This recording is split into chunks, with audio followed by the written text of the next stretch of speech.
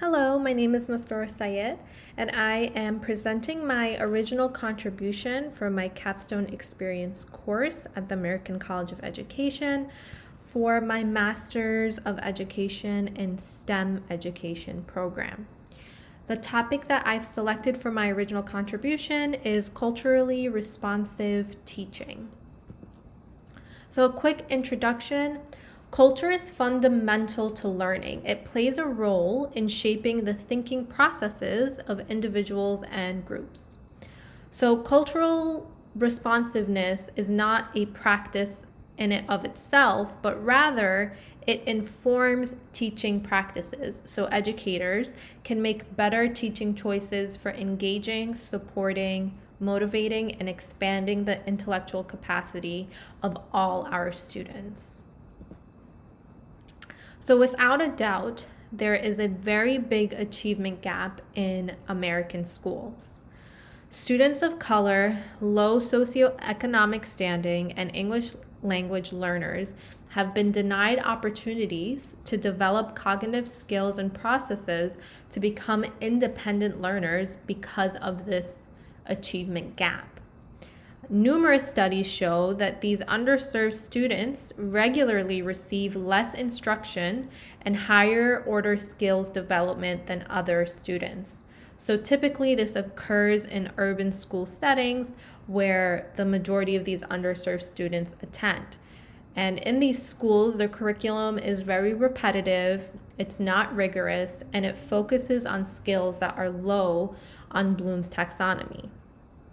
So, due to educational inequity, culturally and linguistically diverse students' opportunities to develop cognitive skills are limited or even non existent, resulting in dependent learners.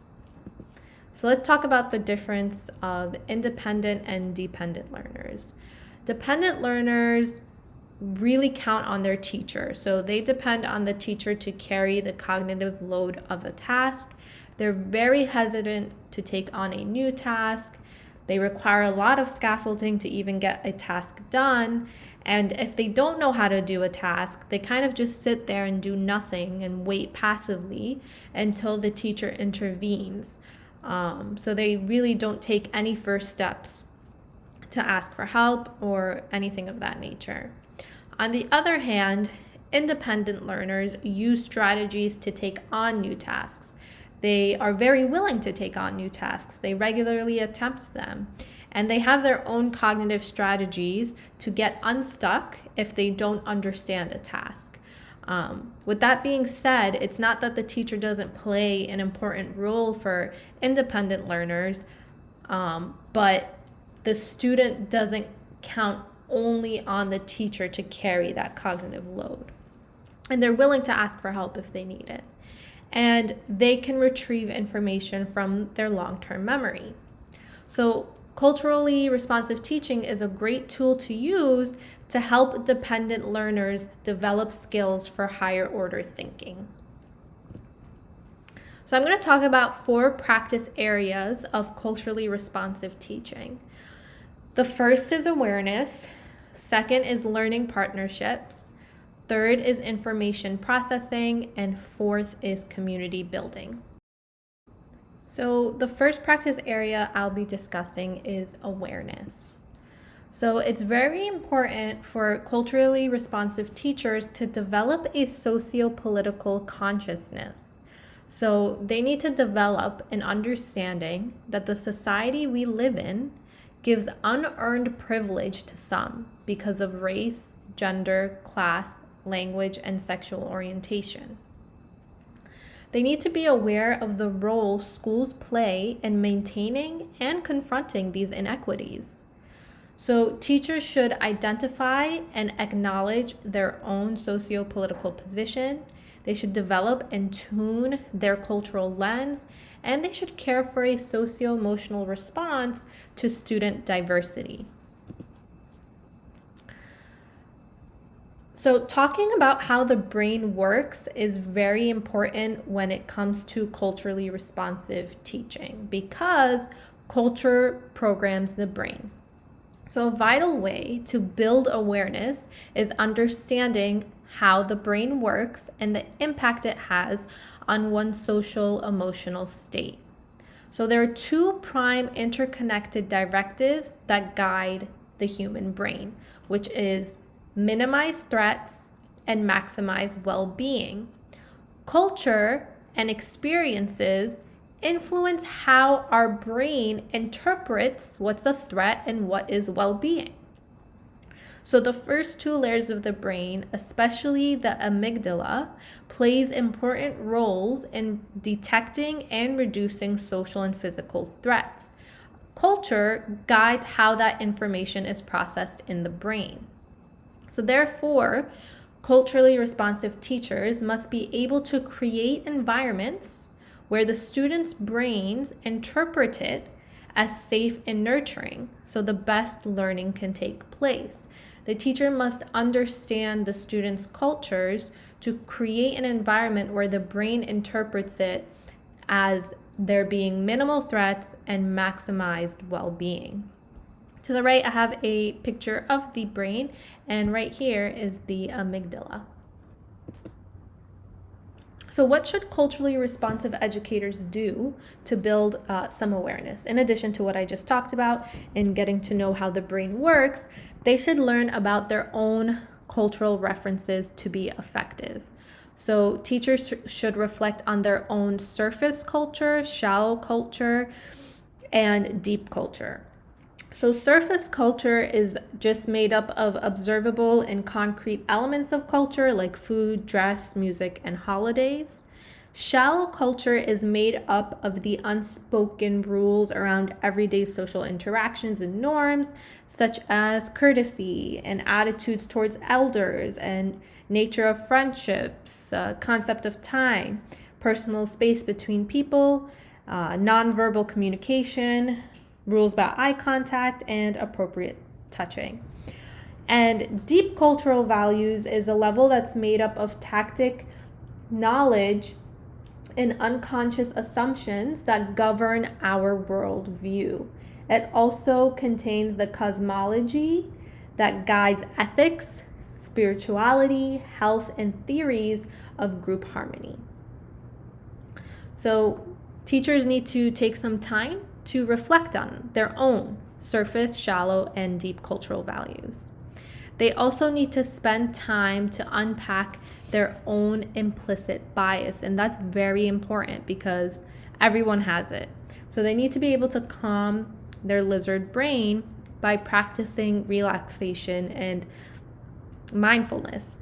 Lizard brain is ruled by the amygdala and the reticular activating system, and it's designed to keep us safe. It thinks the safest place for us is deep in the center of our comfort zone, surrounded by the moat of our unconscious and implicit biases. So it's very important to take time to unpack that. Emotional intelligence should be maintained, and cultural IQ should be grown by practicing self-management. And how student behaviors are interpreted should be expanded by including different cultural views of learning and interactions. So, for example, a teacher might feel disrespected if they are talking to a student and the student is not looking at them directly in the eye or giving them eye contact.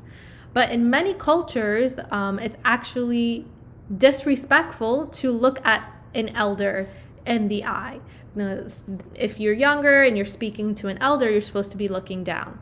So that's just one interaction that can be hugely misinterpreted if the teacher doesn't take time to get to know the cultures of their students. So the next practice I'm going to be talking about is learning partnerships. So teachers need to build a foundation for learning partnerships and build alliances with their students. So culturally responsive teachers need to build trust and rapport with their students so they feel safe and cared for. And this is important because, like I mentioned a few slides earlier, our brains are constantly scanning for social and emotional threats. Dependent learners must be supported with learning partnerships that include rapport and support. Teachers should express care in nonverbal modes of communication, Affirmation should be a norm in the classroom. Teachers should make time to have fun and engage students as a class. Of course, the rigor should still be there, the structure should still be there, but there should be some relationship building between the teacher and student, as well as the rest of the class as a whole, to just have some fun together and learn in an engaging way. And an important aspect of culturally responsive teaching is to create alliances with every single one of your students. And the teacher should ensure that there is a balance of rigor and expectation along with support. So the support is really important to be there because it prevents the brain, the amygdala and the brain from a hijack occurring. So like we said, we need to minimize threat and maximize well-being. And that can be done with a balance of rigor, expectation, and support. Feedback is another very, very important part of culturally responsive teaching, and it's a great way to help dependent learners transition into independent learners. So quality feedback should be instructive instead of evaluative. So actionable information should be given to help the student. Specific and the right amount. So the feedback should only focus on important points. The teacher shouldn't nitpick at every single thing and make it super overwhelming for the student, but rather be very specific, only with the most important points.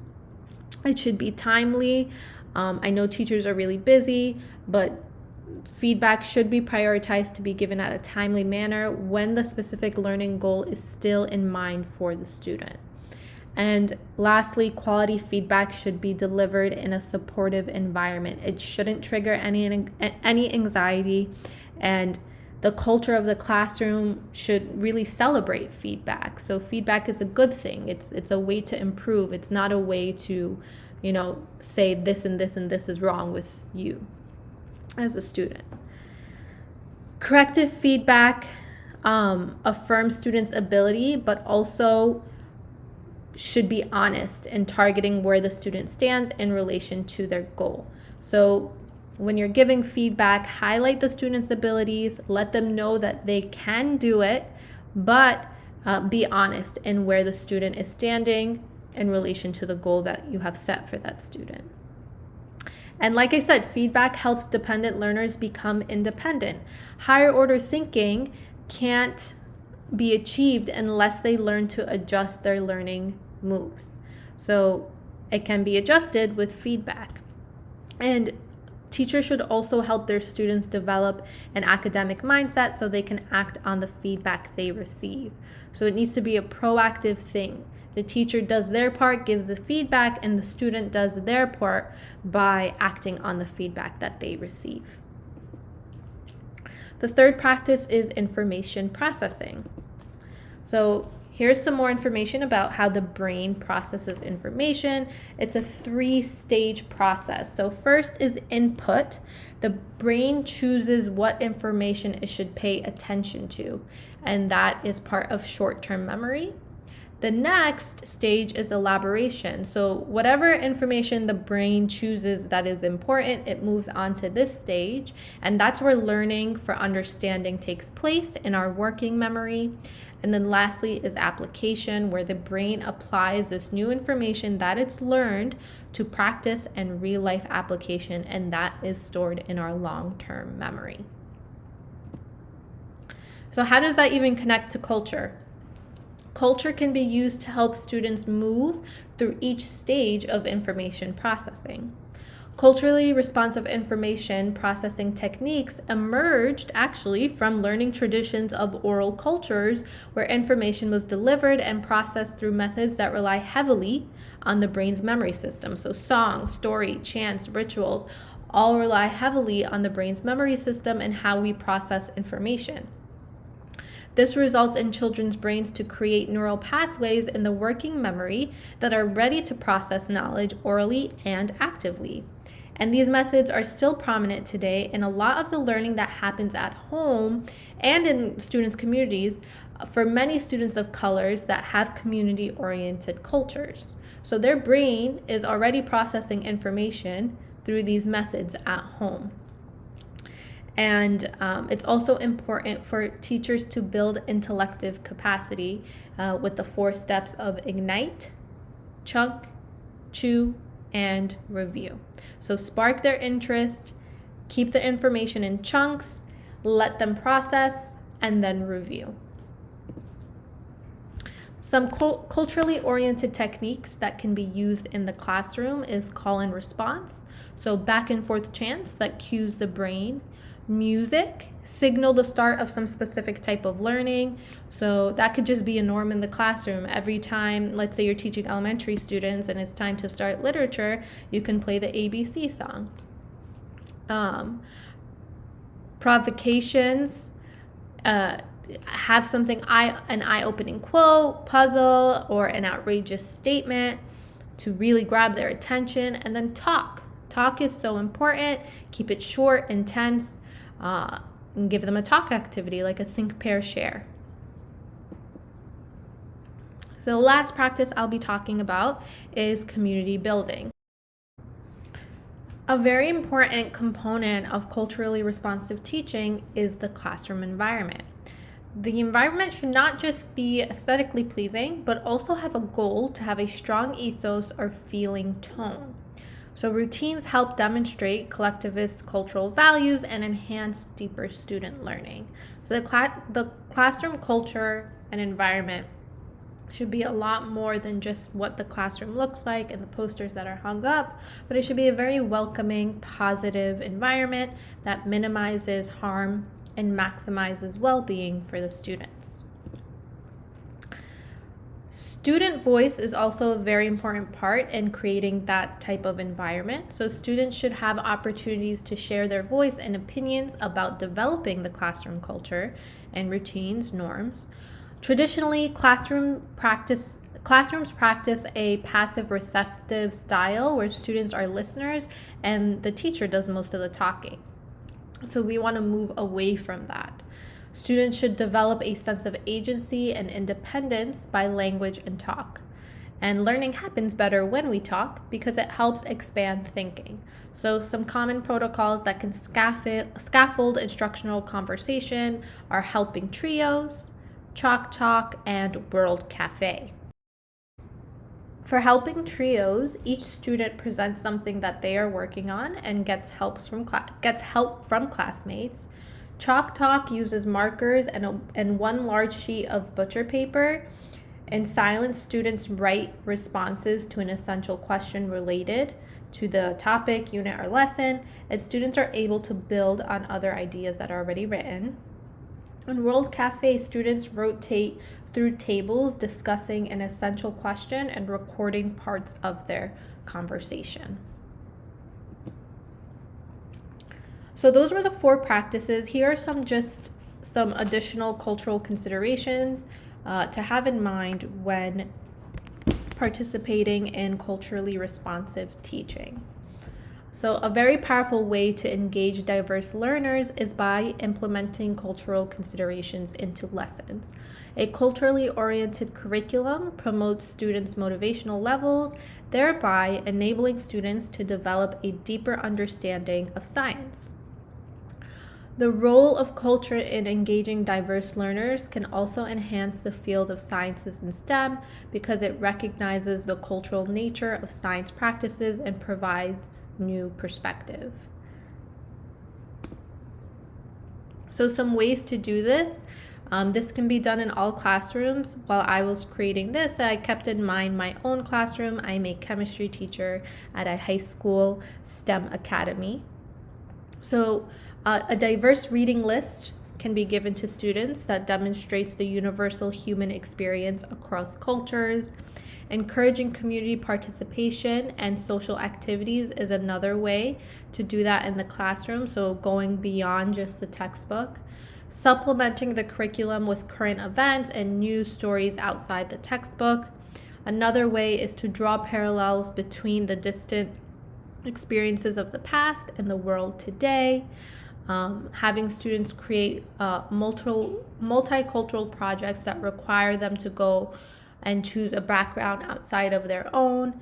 And lastly, suggesting to your school to host an in-service professional development on multicultural education in the classroom, because this should be a school-wide goal. This should become the school culture of every school. So, in conclusion, culturally responsive teaching is a great tool to close the achievement gap seen in American education. It helps dependent learners become independent learners with higher order thinking skills. It consists of 4 practice areas: awareness, learning partnerships, information processing, and community building.